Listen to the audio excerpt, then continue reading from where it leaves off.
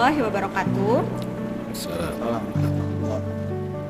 Halo semuanya, kembali lagi di podcast Janala. Di kesempatan kali ini dengan saya Vina sebagai host, dan kita kedatangan tamu yang spesial nih guys, yaitu yang pertama Prof. Ujang Suparman PhD. Assalamualaikum Prof. Waalaikumsalam warahmatullahi wabarakatuh. Sebagai Ketua Yayasan Janatun Naim Lampung, dan juga ada Dr. Andes Haji Haryanto MSI sebagai Ketua YPLP PGRI Provinsi Lampung. Assalamualaikum Pak Har. Waalaikumsalam, Mister.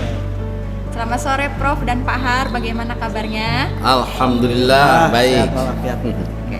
Di kesempatan kali ini, dalam memperingati Hari Guru Nasional nih Prof dan Pak Har, kita akan membahas tentang berkaitan dengan tema kita pada tahun ini, yaitu Guru Hebat Indonesia Kuat dan juga Guru Bahagia Indonesia Sejahtera.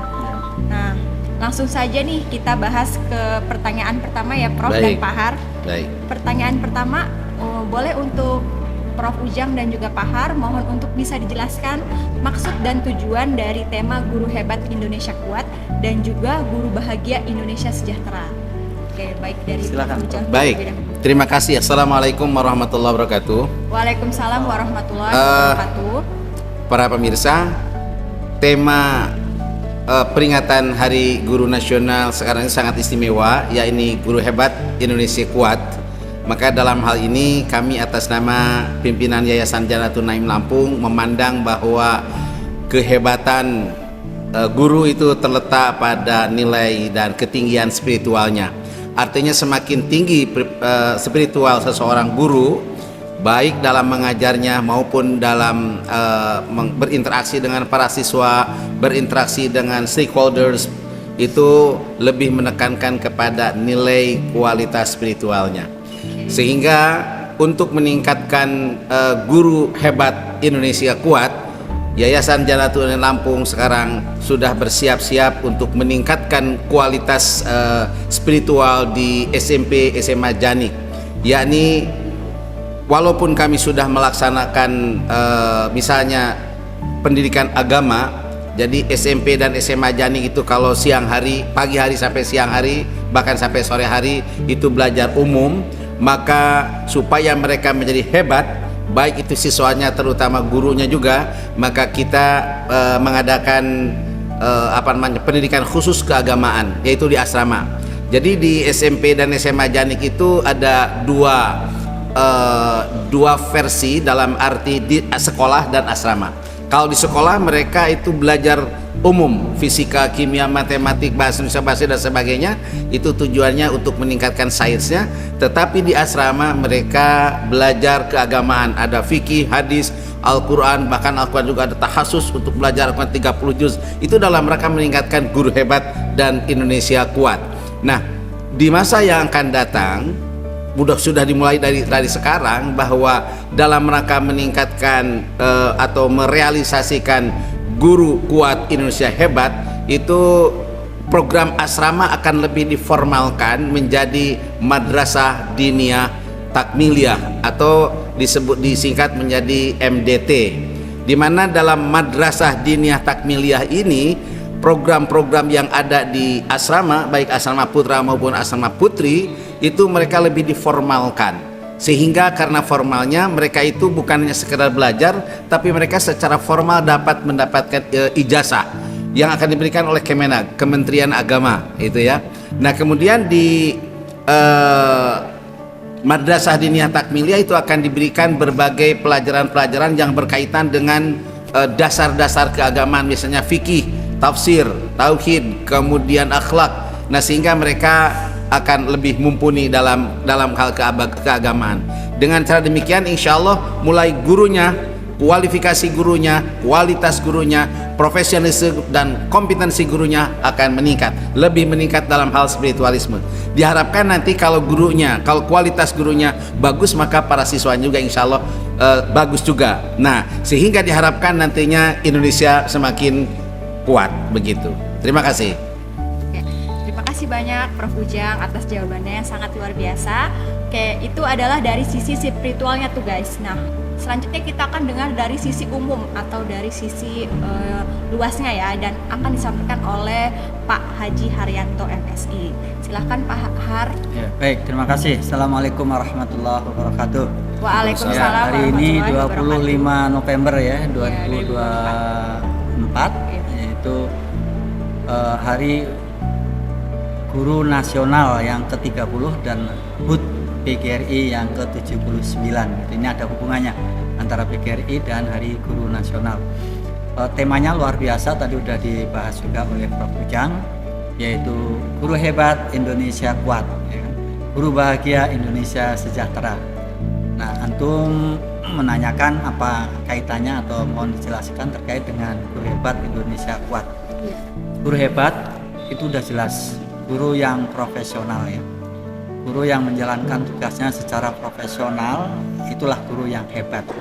Bagaimana dia bisa menjadi profesional? Yang pasti dia harus memiliki semua kompetensi yang harus dimiliki. Bagaimana dia agar bisa memiliki kompetensi itu? Kuncinya guru itu harus kaya gitu ya. Nah, kaya apa? Apa kaya seperti pengusaha-pengusaha itu yang duitnya banyak, perusahaannya besar? Bukan seperti itu ya. Guru harus kaya hati ya. Jadi artinya dia bekerja harus dengan hati, dengan tulus, dengan ikhlas ya, hanya semata mengharap ridho Allah. Kemudian yang kedua, guru itu harus kaya ilmu. Jadi hanya jangan menguasai materi yang diajarkan pada hari itu aja, tetapi menguasai juga yang lainnya yang berkaitan dengan ilmu yang dia ajarkan. Maka guru punya tugas untuk mengembangkan profesinya ya, yang disebut dengan PKP, pengembangan keprofesian yang berkelanjutan. Terus guru juga harus kaya pergaulan gitu ya. Jadi nggak boleh kuper seperti yang ada di Janatun Naim Lampung ini. Visinya kan salah satu diantaranya guru harus punya wawasan global. Ya. Nah, kalau guru itu betul-betul sudah memiliki kaya hati, kemudian kaya ilmu dan kaya pergaulan, insya Allah untuk menjadi guru profesional nggak susah. Dan insya Allah untuk menjadi guru hebat itu udah jelas. Belakangan kita sama-sama dengarkan Pak Menteri dia mengatakan seorang guru kalau dia tidak mencintai murid, dia tidak mencintai ilmu, itu lebih baik berhenti, nggak usah jadi guru. Karena yang akan dihadapi adalah murid dan yang akan diberikan kepada murid ini adalah ilmu. Maka memang guru harus cinta ilmu untuk terus supaya berkembang. Dan dia cinta dengan murid supaya mengajarnya bisa dengan hati. Ini yang penting sekali gitu ya. Nah, kalau guru-guru Indonesia ini hebat seperti yang saya jelaskan tadi, sudah jelas ya kan, murid-murid di Indonesia ini bakal hebat. Dan kalau murid Indonesia ini hebat, SDM sumber daya manusia Indonesia ini juga hebat. Kalau sumber daya manusia ini hebat, Indonesia insya Allah kuat. Sebagaimana yang menjadi program kita bersama Indonesia Emas untuk tahun 2025. Nah, tadi kaitannya yang kedua apa? Guru bahagia ya? Guru bahagia. Baik, bahagia itu relatif. Tadi kalau Prof. Ujang sudah menyampaikan dari sisi spiritual, bahagia itu nggak harus dengan maaf ya, nggak harus dengan materi. Tapi guru yang bahagia itu yang pertama, guru harus ada kemerdekaan dalam mengajar. Guru jangan terlalu banyak tekanan dan jangan terlalu banyak beban administrasi. Pak Menteri juga mengatakan seperti itu. Kalau guru sudah terlalu dibebani dengan administrasi dan selalu tertekan dalam menjalankan tugas, dia walaupun gajinya besar nggak akan merasakan bahagia gitu ya.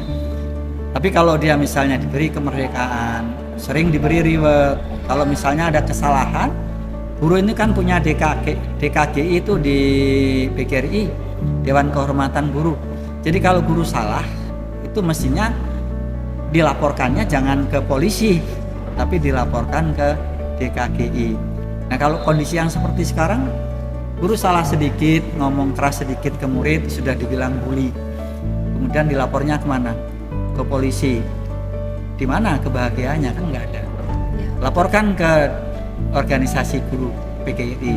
Di sana ada DKGI, nanti guru itu dipanggil, ya kemudian diinvestigasi apa betul guru itu melakukan pelanggaran kode etik. Jadi guru ini kalau kan tadi pagi pada saat upacara itu dibacakan juga ya, ikrar guru ada 5 butir, kode etik guru ada 9 butir. Nah, kalau kode etik dan ikrar guru ini dikuasai dengan baik, dipahami, dihayati, dan dijadikan dasar untuk menjalankan tugas-tugasnya, insya Allah guru Indonesia udah pasti hebat dan bahagia. Itu aja. Terima kasih. Oke, terima kasih Pak Har atas penjelasannya dan jawabannya yang sangat Masya Allah sekali untuk guru-guru Indonesia saat ini ya Pak. Oke, selanjutnya kita akan beralih ke pertanyaan selanjutnya tentang bagaimana kondisi guru Indonesia pada saat ini. Apakah sudah hebat dan bahagia? Khususnya untuk guru Janij, bagaimana upaya untuk mewujudkan guru hebat dan bahagia? Silahkan dijawab. Guru Janij. Baik, Ujang. terima kasih. Sampai saat ini di Janij, alhamdulillah kita sudah berusaha untuk mencapai kondisi di mana guru itu hebat dan Indonesia kuat, gitu kan? Insya Allah. Bagaimana caranya?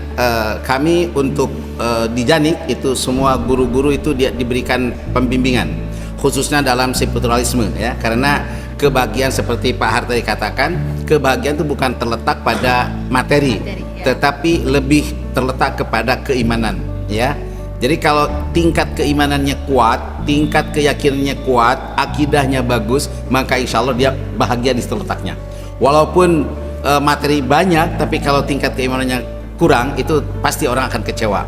Makanya mungkin Mbak Vina juga sering mendengarkan banyak milioner di dunia itu bunuh diri. Padahal dilihat segi materi apa kekurangannya. Benar. Kenapa demikian? Ya karena nggak ada iman. Nggak ada iman, nggak ada akidah di hatinya, sehingga kosong melompong. Itulah yang menyebabkan kenapa mereka tidak bahagia. Untuk di Janij kami berusaha untuk menanamkan akidah, akhlak, syariah baik kepada guru maupun kepada siswanya, sehingga diharapkan nanti itu guru-guru di Janij itu guru apapun namanya, apa guru fisika, kimia, matematik, guru agama juga, itu memiliki keimanan yang semakin lama semakin kuat. Itulah sebabnya makanya guru di sini di Janij itu diberikan pembimbingan ya. Bahkan sekarang pembimbingan diberikan oleh guru besar Al-Quran dari Mesir, Syekh Abdul Qadir, kemudian ada Ustadz Zaki juga, dan insya Allah nanti sebentar lagi ditambah lagi dengan ustadz-ustadz yang lain. Itu dalam rangka meningkatkan kualitas kehebatan guru ya, sehingga terutama dalam hal akidah, syariah dan akhlaknya gitu kan. Jadi insya Allah dengan demikian kualitas, sekali lagi kualitas keimanan, kualitas keyakinan, akidah seseorang guru semakin hebat. Dan insya Allah nanti kalau gurunya profesional, maka kami harapkan nanti para siswa juga profesional. Outputnya. Iya, itu tergantung kepada gurunya. Jadi kalau gurunya hebat, maka siswanya insya Allah jadi hebat juga. Hebat apanya? Gurunya bahagia karena akidahnya tinggi, keimanannya tinggi, maka semuanya bersyukur kepada Allah Subhanahu wa taala. Demikian. Terima kasih Prof. Ujang atas jawabannya yang sangat menginspirasi. Kita beralih ke pertanyaan terakhir nih Prof dan Pak Har, yaitu bagaimana tanggapan Bapak terkait dengan omon-omon yang ada di Kemdikdasmen yang sudah dilontarkan oleh Profesor Abdul Mukti sebagai Menteri Pendidikan Dasar dan Menengah periode 2025-2029. Oh iya, kebetulan saya mengikuti gitu ya. Saya mengikuti dan saya senang dengan Kementerian Pendidikan Dasar dan Menengah yang dipercayakan oleh Prof. Abdul Mukti ya. Karena beliau memang pakar pendidikan dan pernah menjadi ketua BSNP. Maka banyak sekali masyarakat berharap dengan beliau adanya perubahan-perubahan terkait dengan kebijakan yang akan dia jalani nanti. Dan untuk sementara ini memang sedang melakukan evaluasi ya. Kementerian itu sendiri dengan melakukan evaluasi, tetapi omon-omon dari berbagai sektor itu mereka respon semua.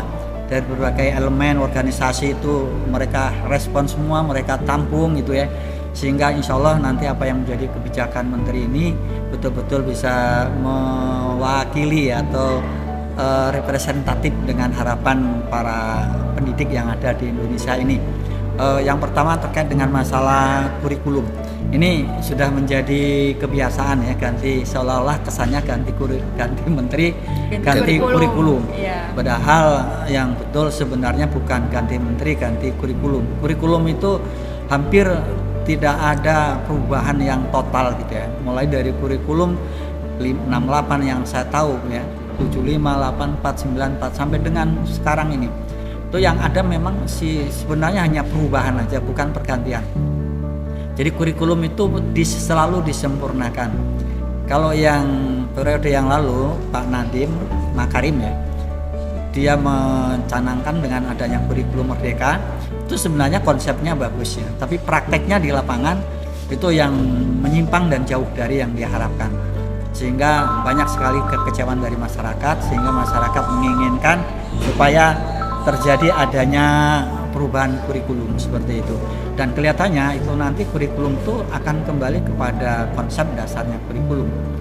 Konsep dasar kurikulum itu ya setiap anak udah pasti dia punya kurikulum yang berbeda dengan anak yang lain, apalagi setiap sekolah yang satu dengan sekolah yang lain nggak mungkin akan sama juga kurikulumnya gitu loh ya, kalau yang disebut dengan kurikulum tingkat satuan pendidikan. Kemudian terkait dengan kebijakan menteri masalah ujian ya yang ada di sekolah. Nah, selama 4 tahun ini kan tidak ada lagi ujian nasional, 5 tahun bahkan ya, semua betul. Ujian sekolah. Jadi terkesan memang anak pinter, bodoh, males, rajin itu sama aja. Semua pasti naik kelas dan semua itu pasti lulus. Sehingga maaf, semangat dan motivasi belajar siswa bisa kita rasakan juga, bisa kita lihat kan ya, jauh dari yang kita harapkan. Nah, kayaknya Pak Menteri yang baru ini nanti dia akan mencoba melakukan pengendalian mutu pendidikan, karena dia yang jelas harus dijalankan pendidikan yang bermutu untuk semua. Jadi ada program pengendalian mutu, salah satu diantaranya menggunakan ujian yang namanya ujian nasional. Gimana bentuknya kita tunggu aja. Insya Allah nanti bentuknya tidak seperti yang sudah berjalan, sistemik, masif, ujian nasional kok nilainya bagus-bagus ya. Bahkan dia sebelum ujian aja sudah dapat kunci jawabannya. Nah, seperti itu harus bisa terjaga, jangan sampai terjadi. Itu saja yang penting gitu ya. Jadi kalau tadi ada pertanyaan yang terkait dengan masalah bagaimana kondisi guru Indonesia, apakah sudah hebat dan bahagia gitu ya. Berdasarkan pengamatan PGRI hingga sekarang kelihatannya masih jauh. Memang sudah ada, tapi masih sebagian besar guru itu dalam melaksanakan tugasnya masih kurang profesional, dan kalau dari sisi kebahagiaannya juga masih belum, sehingga susah untuk mencapai Indonesia kuat dan sejahtera. Tapi dengan program yang baru ini ya sudah dislogankan dalam peringatan Hari Guru ini, mudah-mudahan nanti ke depan betul-betul bisa terwujud, karena Undang-Undang Guru dan Dosen itu jelas ya memberikan jaminan bahwa guru itu harus profesional, guru harus hebat. Jaminan yang kedua, guru itu harus terlindungi kesejahteraannya, harus terlindungi dia punya perlindungan hukum dalam menjalankan tugas. Sekarang kan guru yang ada kalau bekerja yang ada was-was, takut. Iya betul. Ya. Kita ngeliat kan kemarin ada guru ngeliat anak ribut dibiarin aja, anak guru main-main, anak lompat dibiarin aja. Kenapa? Karena takut dia kalau nanti nanganin murid melarang atau mungkin barangkali marah, bisa orang tuanya yang marah, dilaporkan ke polisi. Nah, tapi mudah-mudahan kelihatannya Pak Menteri ini luar biasa. Dia paham dengan kondisi guru yang ada di lapangan, paham dengan kondisi pendidikan yang lapangan, dan beliau adalah seorang pendidik, ya guru besar. Insya Allah dia akan bisa membawa aspirasi masyarakat, ya, dan semua elemen pendidikan sehingga ke depan bisa lebih baik lagi. Itu aja Mbak. Oke. Jadi berkenaan dengan omon-omon Menteri, Pak Menteri sekarang, Pak Profesor Abdul Muti itu luar biasa, memberikan angin segar bagi kami, bagi para pendidik, bagi guru di seluruh Indonesia termasuk guru dosen. Karena sebelumnya itu pendidikan itu kita betul-betul terjun bebas ya, betul-betul terjun bebas sehingga segalanya bebas, segalanya merdeka gitu kan. Tapi alhamdulillah Pak Menteri sekarang beliau dalam omon-omon itu akan meningkatkan evaluasi tentang pendidikan. Kemudian pendidikannya pendidikan untuk semua. Kemudian yang lebih penting lagi bahwa beliau akan mencanangkan mengadakan MOU dengan kepolisian. Nah, gitu kan. Ini supaya nanti guru itu benar-benar terproteksi, terlindungi dari rasa cemas, rasa was-was, rasa takut seperti yang sudah disampaikan oleh Pak Har tadi. Karena selama ini terus terang guru-guru itu tidak merasa aman tidak merasa nyaman kalau misalnya ada siswa yang nakal, misalnya siswa yang perlu diluruskan, guru tidak berani meluruskan. Bahkan ada siswa yang berkelahi, ada siswa yang melakukan bullying terhadap temannya, lalu guru lewat dan tahu langsung lewat saja, tidak mengadakan melarang karena mereka takut disalah artikan, disalah tafsirkan. Nah ini alhamdulillah dengan Pak Menteri yang baru ini merupakan suatu angin segar, walaupun istilahnya omon-omon tetapi angin segar bahwa nanti ke depan guru jauh lebih diproteksi lagi. Kemudian assessment mudah-mudahan akan dikembalikan lagi sehingga nanti akan ada sekolah yang unggul, ada guru yang unggul, ada siswa yang unggul, kira-kira begitu. Selama ini kan tidak ada siswa yang unggul, nggak ada, bahkan sekolah-sekolah unggul dihapus, tidak ada sekolah unggul lagi. Dulu di Bandar Lampung misalnya itu ada sekolah-sekolah, ada SMP 2 misalnya, ada SMA 2 karena unggulnya. Sekarang hilang sama sekali. Tidak ada sekolah unggul. Kenapa? Karena assessment tadi tidak ada. Nah, Pak Menteri yang baru ini beliau mencanangkan nanti akan meningkatkan kualitas dan kuantitas assessment sehingga nanti mudah-mudahan bukan hanya kita bisa bersaing di tingkat Indonesia, di tingkat nasional, tapi juga secara internasional. Karena terus terang saja Indonesia sekarang hanya ketiga di atas Fiji dari 170 negara itu. Demikian, jadi kami menaruh harapan yang sangat besar, harapannya sangat optimis tentang pendidikan di masa yang akan datang. Terima kasih. Oke, terima kasih Prof. Ujang dan juga Pak Har atas jawabannya. Sama-sama. Bermotivasi memotivasi kita semua. Oke, selesai sudah nih guys podcast kita pada hari ini. Semoga podcast kita pada hari ini dapat menginspirasi nih untuk kalian semua dan khususnya untuk guru-guru hebat yang ada di seluruh Indonesia. Terima kasih juga kepada tamu spesial kita pada hari ini yaitu Prof. Ujang dan juga Pak Har. Terima kasih atas segala ilmu yang sudah di-share dan juga pengetahuan-pengetahuan yang baru yang sudah di-share kepada kita semua. Kita ketemu lagi di podcast Janala selanjutnya, episode berikutnya ya guys. Tunggu. Alright. Assalamualaikum warahmatullahi wabarakatuh.